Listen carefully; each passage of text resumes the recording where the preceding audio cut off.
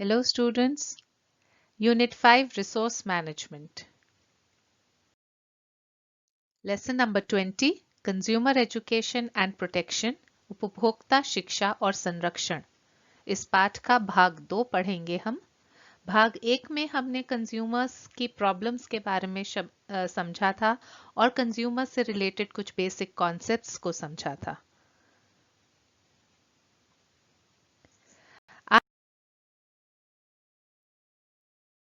आज के दौर में जहां उत्पाद निर्माता, विक्रेताएं और जो भी सेवाएं प्रदान करते हैं वो अपने बिजनेस में वृद्धि करने के लिए और ज्यादा प्रॉफिट कमाने के उद्देश्य से हम कंज्यूमर्स को ठगने के लिए नए नए उपाय अपनाते रहते हैं। तो ऐसे में जरूरी हो जाता है कि ऐसे लोगों की कुचालों से बचने के लिए हम कंज्यूमर्स को अपने अधिकारों, दायित्वों और संरक्षण क्रियाविधियों के बारे में जागरूक और जानकार होना चाहिए। इसके लिए उपभोक्ता शिक्षा और संरक्षण बहुत इंपॉर्टेंट है। उपभोक्ताओं के हितों की रक्षा के उद्देश्य से भारत सरकार ने उपभोक्ता संरक्षण अधिनियम या कंज्यूमर प्रोटेक्शन एक्ट 1986 में लागू किया, जिसके तहत उपभोक्ताओं को 6 अधिकार प्रदान किए गए। यह कंज्यूमर प्रोटेक्शन एक्ट उपभोक्ताओं के हितों की रक्षा के उद्देश्य से बनाया गया एक महत्वपूर्ण कानून है, जिसका मुख्य उद्देश्य उपभोक्ताओं की बाजार में मौजूद कपटपूर्ण बाजार नीतियों से सुरक्षा करना और उनकी शिकायतों का निवारण उपलब्ध कराना है। ये जो कानून है वो स्व सहायता के सिद्धांत पर आधारित है। स्व सहायता यानी सेल्फ हेल्प, और उपभोक्ता की सभी प्रकार के शोषण और अनुचित व्यवहार के साथ सुरक्षा भी करता है। ये जो अधिनियम है हमारा CPA 1986 कहलाता है शॉर्ट में। इस अधिनियम के 2 पहलू हैं। पहला यह है कि यह अधिनियम अब उपभोक्ता को अपनी शिकायत संबंधित अधिकारी से करने का अधिकार देता है और तत्काल ही निवारण की मांग कर सकता है। और दूसरा पहलू यह है कि यह अधिनियम के तहत उपभोक्ता उत्पाद निर्माता अथवा सेवा प्रदाता द्वारा की गई लापरवाही की वजह से होने वाली किसी हानि या क्षति के कारण उसके हर्जाने का दावा भी कर सकता है। यह बात सभी वस्तुओं और सेवाओं पर लागू होती है, सिवाय उन वस्तुओं के जिन्हें केंद्र सरकार द्वारा स्पष्ट रूप से अधिसूचित किया गया हो। उपभोक्ता अधिकार, कंज्यूमर राइट्स। उपभोक्ता अधिकार वो अधिकार होते हैं जो कानूनी रूप से उपभोक्ता के हितों की सुरक्षा के लिए प्रदान किए जाते हैं या किए जाने चाहिए। इन अधिकारों की रचना यह सुनिश्चित करने के लिए की गई कि सभी उपभोक्ताओं को उचित गुणवत्तापूर्ण वस्तुएं और सेवाएं उचित कीमतों पर प्राप्त हों।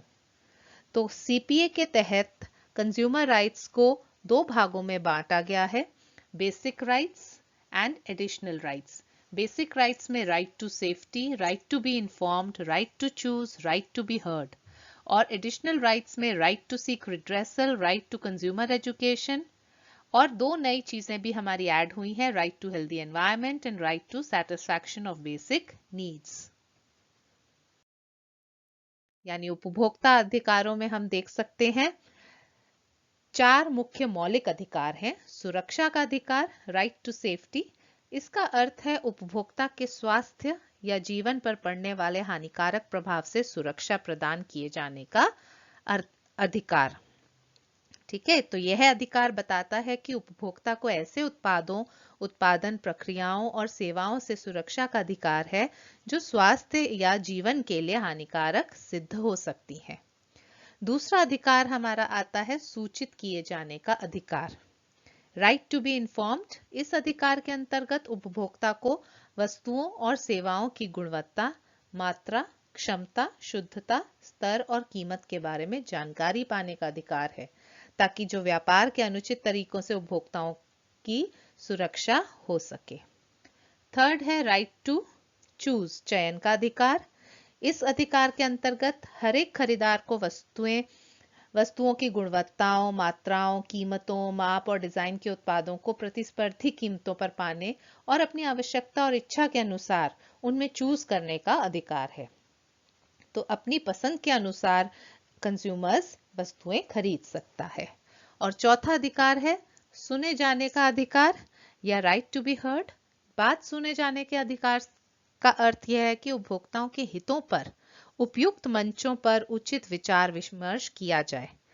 इनमें उपभोक्ता हितों की सुरक्षा को सुनिश्चित करने के लिए कार्य कर रहे विभिन्न मंचों द्वारा प्रस्तुत किए जाने का अधिकार भी शामिल होता है।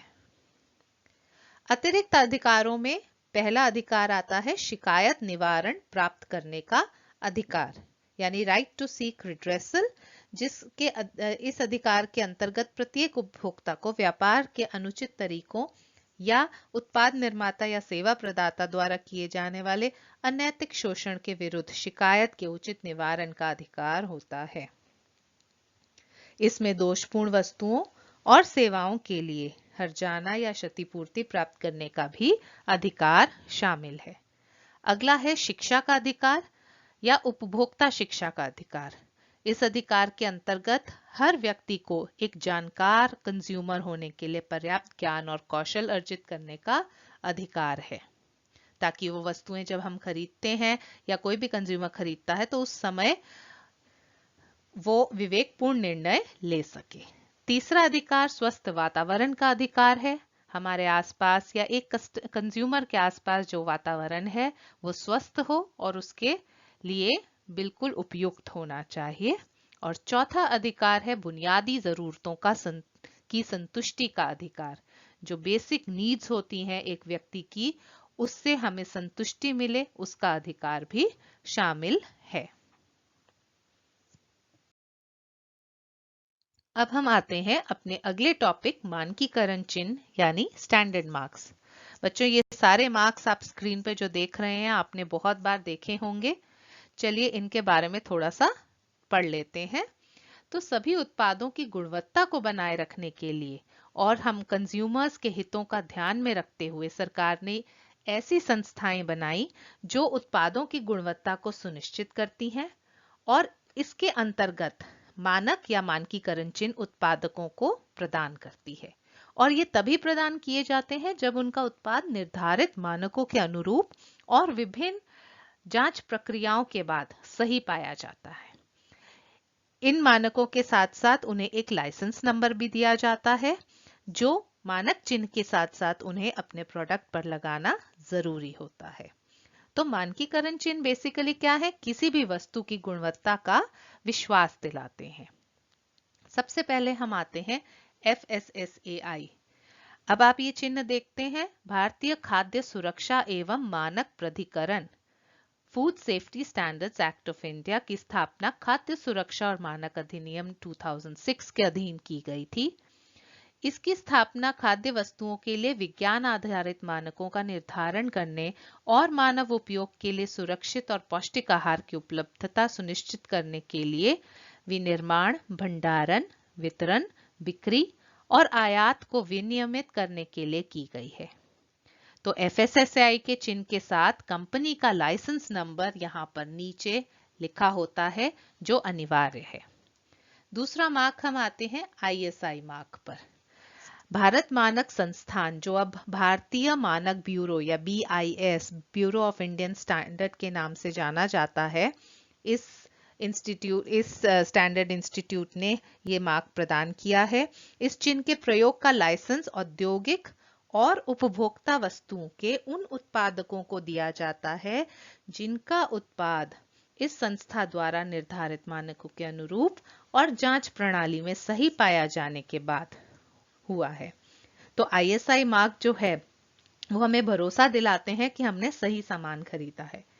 अब ISI मार्क युक्त जो वस्तुएं हैं वो खाद्य पदार्थों पे भी होती हैं, विद्युत उपकरणों पे भी होती हैं और घरेलू उपकरणों पे भी होती हैं। घरेलू उपकरण तो प्रेशर कुकर, गैस वगैरह आपने देखे ही है। विद्युत उपकरण जैसे आपकी विद्युत इस्त्री, पंखे, रेगुलेटर, गीजर्स वगैरह पे। और खाद्य पदार्थों में जैसे नमक, biscuits, milk powder, coffee powder, custard powder, ये सब चीजें जो पैकेज होती हैं फैक्ट्रीज में, उन पर ISI का मार्क होता है। अगला हम आते हैं एग मार्क के निशान पर। एग्रीकल्चरल मार्क भारत सरकार के कृषि मंत्रालय के अधीन विपणन एवं निरीक्षण निदेशालय द्वारा कृषि उत्पादों की गुणवत्ता के लिए निर्धारित किया गया है। तो यह संस्था विभिन्न प्रकार के संशोधित और अर्ध कृषि उत्पाद जैसे सभी प्रकार के मसाले, खाद्य तेल, घी, मक्खन, चावल, दाल, चाय पत्ती, शहद, बहुत सारी चीजों की गुणवत्ता की जांच करते हैं और उनके स्तर के अनुरूप उनको कैटेगरीज में डिवाइड करके उन्हें ये मार्क देते हैं।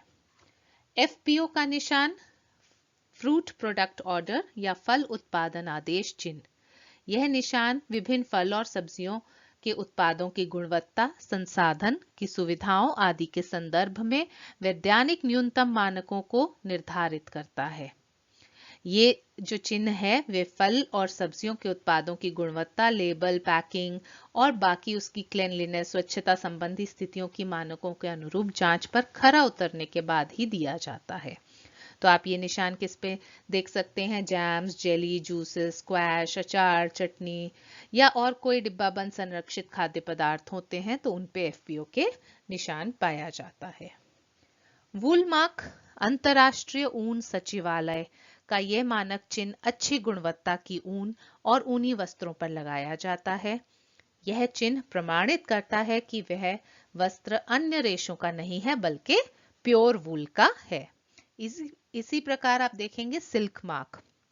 यह शुद्ध रेशम के आश्वासन के लिए गुणवत्ता आश्वासन का लेबल है और साथ ही यह शुद्ध रेशम के प्रोत्साहन के लिए भी एक ब्रांड नेम का काम करता है। तो सिल्क मार्क जहां है वो चिन्ह दिखाता है कि ये 100% प्योर सिल्क का प्रोडक्ट है। हॉलमार्क का निशान। ये निशान जो है भारतीय मानक ब्यूरो BIS द्वारा प्रदान किए जाने वाला चिन्ह है और ये चिन्ह सोने चांदी के आभूषणों के लिए निर्धारित किया गया है जो इनकी शुद्धता की गारंटी देते हैं। इवन जो अदर इंपॉर्टेंट धातुएं, मूल्यवान धातुएं हैं जैसे प्लैटिनम वगैरह, उनका भी मूल्यांकन करता है BIS और जांच के एक आधिकारिक मूल्यांकन और हॉलमार्किंग करने वाले केंद्र पर जब जांच की जाती है तो वो उसे प्रमाणित कर देते हैं कि ये प्रयुक्त धातु शुद्धता और उत्कृष्टता में नेशनल और इंटरनेशनल मानकों के अनुरूप है और तब ये निशान वे लगा सकते हैं। तो जेवरों पर, आभूषणों पर इतना छोटा ये निशान होता है कि हमें नॉर्मली दिखता भी नहीं है, बट लेंस द्वारा इसे देखा जा सकता है। तो आभूषणों पर जो है शुद्धता का ये एक इम्पोर्टेंट चिन्ह है। उपभोक्ता हितों की रक्षा के उद्देश्य से भारत सरकार ने BIS और DMI विपणन और निरीक्षण निदेशालय भारत सरकार जैसे कि वैधानिक, अर्ध सरकारी और गैर सरकारी निकायों के अतिरिक्त केंद्रीय और राज्य स्तरों पर संरक्षण परिषदों की स्थापना की है। इसके अतिरिक्त आजकल बहुत सारे NGOs, नॉन गवर्नमेंट ऑर्गेनाइजेशंस और स्वैच्छिक उपभोक्ता संगठन भी अपने गैर पक्षीय हितों के कारण उपभोक्ता शिक्षा और संरक्षण में महत्वपूर्ण भूमिका निभा रहे हैं। तो बहुत सारे उपभोक्ता संरक्षण परिषद यानी कंज्यूमर प्रोटेक्शन काउंसिल्स हमारे राइट्स एंड रिस्पॉन्सिबिलिटीज के प्रोटेक्शन के लिए, राइट्स की प्रोटेक्शन के लिए हमारा साथ दे रहे हैं। इन संगठनों के मुख्य कार्य हैं कि ये अपनी पत्रिकाओं, पुस्तिकाओं, समाचार पत्रों, मार्गदर्शिकाओं, दृश्य श्रव्य सामग्रियों और अनुसंधान रिपोर्ट आदि के माध्यम से हमें जानकारी देते हैं। ये उत्पादों के तुलनात्मक परीक्षण करते हैं जिससे कि हमें पता चलता है कैसे उत्पाद हैं। ये हानिकारक और असुरक्षित उत्पादों के बारे में उपभोक्ता जागरूकता फैलाते हैं, उपभोक्ताओं की शिकायतों से निपटने का कार्य करते हैं, सतर्कता समूहों के रूप में भी कार्य करते हैं हमें अवेयर करने के लिए, एक कंज्यूमर को अवेयरनेस दिलाने के लिए, और जन सभाएं आयोजित करते हैं ताकि कंज्यूमर अवेयरनेस बढ़े और कंज्यूमर और ज्यादा पावरफुल बने।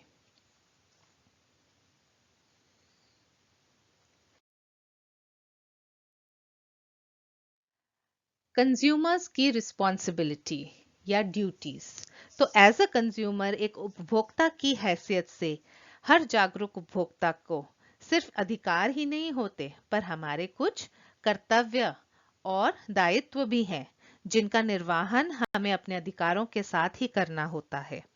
तो कोई भी व्यक्ति एक जागरूक उपभोक्ता तभी कहलाएगा जब उसे अपने अधिकारों के साथ साथ कर्तव्यों का भी ज्ञान होता है। तो आइए उपभोक्ता के विभिन्न कर्तव्य देख लेते हैं। पहला है, उपभोक्ताओं का यह दायित्व है कि वे सरकार द्वारा बनाए गए विभिन्न कानूनों और वैधानिक प्रावधानों के विषय में अपनी जानकारी को नियमित तौर पर अद्यतन करता रहे। उपभोक्ता अपनी सभी लेन देन ईमानदारी से करे और उन्हें अपनी समस्त खरीदारी का भुगतान करना भी चाहिए। सब चीजों की पेमेंट भी करनी चाहिए। खरीदारी से पहले उपभोक्ताओं को विभिन्न दुकानों और बाजारों में उपलब्ध वस्तुओं के विभिन्न ब्रांड्स और विशेषताओं आदि का पता लगाने के लिए बाजार का सर्वेक्षण करना चाहिए और कीमतों की तुलना करनी चाहिए, जिसे उसे उचित चॉइस में सहायता मिले। उपभोक्ता अपनी जरूरतों और आवश्यकताओं के अनुसार उपलब्ध विभिन्न किस्मों में से बिना किसी रोक टोक के चयन कर सकता है। खरीदारी करते समय उसे लेबल या ब्रोशर पर दी गई समस्त जानकारी को पढ़ लेना चाहिए और अपने आप को अवेयर करना चाहिए। गुणवत्ता के प्रति आश्वस्त होने के लिए मानकीकरण चिन्हों वाले उत्पाद ही खरीदने चाहिए। उपभोक्ता को खरीद की रसीद और अन्य संबद्ध दस्तावेज अपने पास रखने चाहिए। ये इसलिए भी जरूरी है क्योंकि उत्पाद में कोई भी समस्या या त्रुटि हो तो उसके ठीक से कार्य न करने की स्थिति में अगर कोई शिकायत दर्ज करनी पड़ती है तो उस समय खरीद के प्रमाण के रूप में इनकी जरूरत पड़ सकती है। बीमा, क्रेडिट कार्ड, बैंक जमा आदि सेवाओं को खरीदते समय उसे सभी शर्तों और नियमों, दायित्वों, सेवा प्रभारों को पढ़ लेना चाहिए और समझ लेना चाहिए। और जो बातें स्पष्ट रूप से नहीं लिखी उनका स्पष्टीकरण भी प्रतिनिधि द्वारा करने का प्रयास करना चाहिए, ताकि बाद में हमें ऐसा ना लगे कि हमें धोखा मिला है। विभिन्न राष्ट्रीय और अंतर्राष्ट्रीय उपभोक्ता संगठनों की गतिविधियों, क्रियाकलापों और कार्यों के बारे में भी अवेयर होना चाहिए और ऐसे संगठन का सदस्य बनने के लाभों को भी समझना चाहिए। तो अगर हम किसी कंज्यूमर ऑर्गेनाइजेशन का पार्ट बन जाते हैं तो हम बेटर अवेयर होते हैं और धोखाधड़ी से आसानी से बच भी सकते हैं और दूसरों को भी बचा सकते हैं। उपभोक्ताओं के कर्तव्यों के बारे में तो पढ़ा। अब अगर हमें एक करियर बनाना है कंज्यूमर स्टडीज की फील्ड में तो हमें क्या स्किल्स रिक्वायर्ड हैं, यह जानना भी जरूरी है। तो उपभोक्ता मामलों संबंधी क्षेत्र में व्यावसायिक रूप से सफल होने के लिए व्यक्ति में निम्नलिखित कौशल होने चाहिए। ये जो कौशल हैं वो है उपभोक्ता संरक्षण कार्यविधि और शिकायत निवारण संस्थाओं की जानकारी होनी चाहिए। अच्छे संप्रेषण स्किल होनी चाहिए, यानी गुड कम्युनिकेशन स्किल्स होनी चाहिए। अंतर वैयक्तिक कौशल यानी इंटरपर्सनल स्किल्स का होना भी बहुत जरूरी है। पुनराभूतिपूर्ण और विवेकपूर्ण अभिवृत्ति होनी चाहिए। एम्पैथेटिक और अंडरस्टैंडिंग एटीट्यूड होना चाहिए। अच्छे श्रोता होना चाहिए, यानी दूसरों की बात सुनने और समझने का साहस होना चाहिए। उपभोक्ता जागरूकता के लिए कार्यक्रमों, विज्ञापनों, वार्ताओं आदि को विकसित करने के लिए सृजनात्मक होना भी बहुत जरूरी है, यानी आप क्रिएटिव होने चाहिए ताकि कंज्यूमर अवेयरनेस पे अलग अलग प्रोग्राम्स बना सके। शैक्षिक सामग्री विकसित करने के लिए आपके पास लेखन कौशल होना चाहिए, राइटिंग स्किल्स भी होनी चाहिए ताकि आप कंज्यूमर एजुकेशन से रिलेटेड एजुकेशनल मटेरियल डेवलप कर सके। और उपभोक्ता उत्पादों के परीक्षणों की रिपोर्टिंग करने के लिए भी शिक्षित होना चाहिए करने और व्यापक रूप से साथी उपभोक्ताओं और जनता की सहायता करने की इच्छा शक्ति भी होनी चाहिए। तो व्यक्ति को विभिन्न प्रकार के उत्पादों की गुणवत्ता मानकों, मिलावट और मिलावटी पदार्थों का पता लगाने की जानकारी के साथ ही उपभोक्ता संरक्षण कानून, उपभोक्ता अधिकारों, ड्यूटीज एंड रिस्पॉन्सिबिलिटीज का भी पूरा ज्ञान होना चाहिए।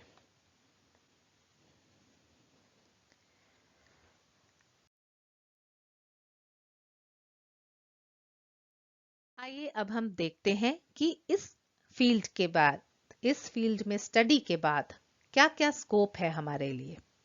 तो जो अंडर ग्रेजुएट और पोस्ट ग्रेजुएट लेवल्स पर जो पाठ्यक्रम होते हैं उनको करने के बाद उपभोक्ता शिक्षण और संरक्षण के क्षेत्र में जीविका के अनेकों विकल्प और अवसर उपलब्ध होते हैं। तो बहुत सारे अंडर ग्रेजुएट और पोस्ट ग्रेजुएट कोर्सेज हैं। इसके लिए एक स्टूडेंट को क्या चाहिए, एक व्यक्ति के पास बीएससी होम साइंस की डिग्री हो सकती है या बीएससी फैमिली रिसोर्स मैनेजमेंट की डिग्री भी ले सकते हैं, बीएससी होम मैनेजमेंट की डिग्री, बीबीए ऑक्यूपेशन मैनेजमेंट में बीबीए या व्यवसाय अध्ययन में स्नातक बीबीएस बिजनेस स्टडीज में ग्रेजुएशन।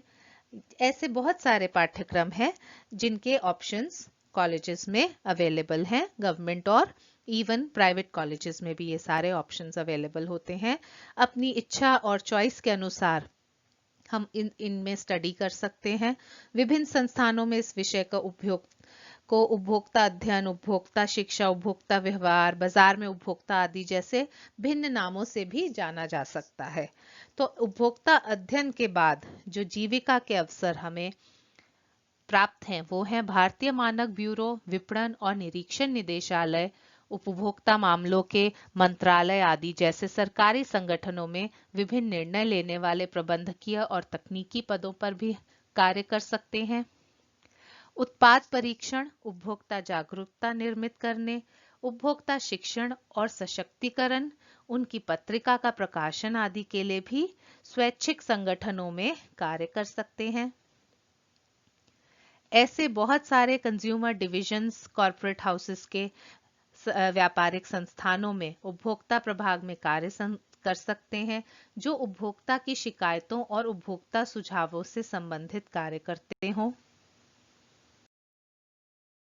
उपभोक्ता व्यवहार, उत्पाद तक पहुंच, नए उत्पादों की उपभोक्ता स्वीकार्यता, उपभोक्ता की प्रतिपुष्टि और सुझावों के क्षेत्र में बाजार अनुसंधान संगठन जो होते हैं, मार्केट रिसर्च ऑर्गेनाइजेशंस, उनके साथ भी कार्य कर सकते हैं।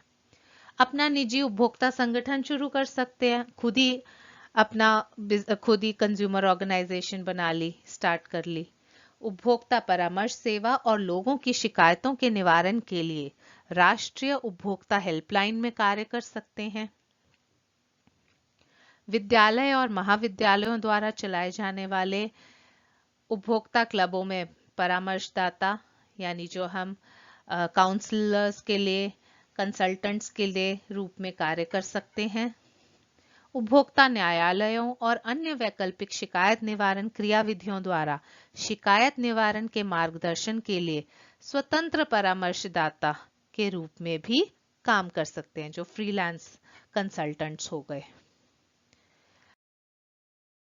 दृश्य श्रव्य प्रचार प्रभाग में, दृश्य श्रव्य प्रचार प्रभाग क्या हुआ? हमारा ऑडियो विजुअल पब्लिसिटी डिपार्टमेंट। उसमें विषय वस्तु विकासकर्ता के रूप में, कंटेंट डेवलपर के रूप में उपभोक्ता जागरूकता और शिक्षण से संबंधित विज्ञापनों में अलग अलग प्रचार माध्यमों में काम कर सकते हैं। उपभोक्ता परीक्षण प्रयोगशालाएं जो है, लेबोरेटरीज होती हैं जहां टेस्टिंग होती है, जहां उत्पादों के तुलनात्मक मूल्यांकन के लिए विश्लेषणकर्ता के रूप में, इवैल्यूएटर के रूप में कार्य कर सकते हैं। कुछ व्यक्ति उपभोक्ता सक्रियवादी भी बन सकते हैं, कंज्यूमर एक्टिविस्ट जिन्हें हम कहते हैं, और कानूनी प्रशिक्षण के साथ, अगर हम कानूनी प्रशिक्षण भी ले लेते हैं तो उसके साथ उपभोक्ता संरक्षण न्यायालय में भी मामलों की पैरवी कर सकते हैं। अगर हमारे पास राइटिंग स्किल्स अच्छी हैं तो ऐसे व्यक्ति उपभोक्ता मामलों से संबंधित पत्रकारिता भी कर सकते हैं। हम कंज्यूमर अफेयर्स से रिलेटेड जर्नलिज्म में भी पार्ट ले सकते हैं। इसी के साथ कंज्यूमर एजुकेशन और प्रोटेक्शन का चैप्टर बेटा यहीं समाप्त होता है। आशा करती हूँ आप सबको समझ आ गया होगा। Thank you.